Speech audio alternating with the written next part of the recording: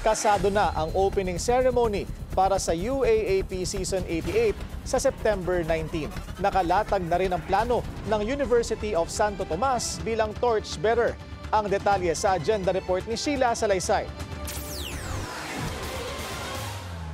Opisyal nang inanunsyo ang pagbubukas ng UAAP Season 88 sa temang Strengthen in Motion, Hope in Action.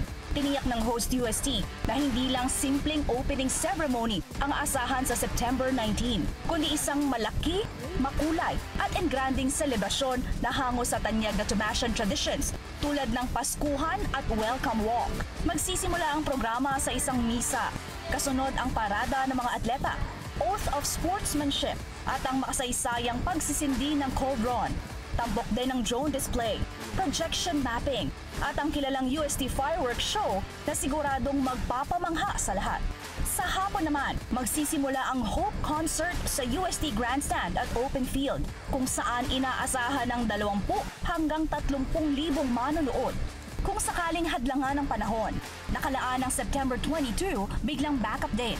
Samantala, sisiklab agad ang mga unang basketball games sa September 20 at 21. Nagaganapin din sa loob ng UST campus dahil fully booked ang Araneta at Mall of Asia Arena para sa FIVB Volleyball World Championships. We're hosting this season, especially for the tournaments, we face a challenge, especially next month, because of the FIVB Men's Volleyball Championship. So practically, lahat ng mga big venues like Araneta and MOA, hindi available.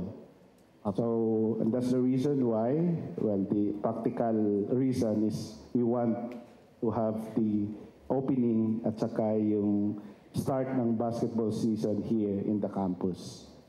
Sa PressCon, mas naging festive ang atmosphere dahil sa performances ng UST sa Lingawi Dance Troupe at ang live rendition ng theme song ni Kian Cipriano. Ipinakilala rin ang official logo ng season, dalawang magkakaugnay ng number 8 na bumubuo ng hugis apoy, simbolo ng passion, strength at shared purpose. Ang mga kulay naman ay hango sa opisyal na use ng 8 UAAP member schools. Kaabang-abang ang pagbubukas ng UAAP Season 88 ngayong Setyembre dito sa home of the Growling Tigers sa Espanya. Muli nating masisilayan ang maaksyon na labanan, may init na tapatan at ang pusong palaban ng mga student athletes. Para sa agenda, Sheila Salaysay, Billionaire News Channel.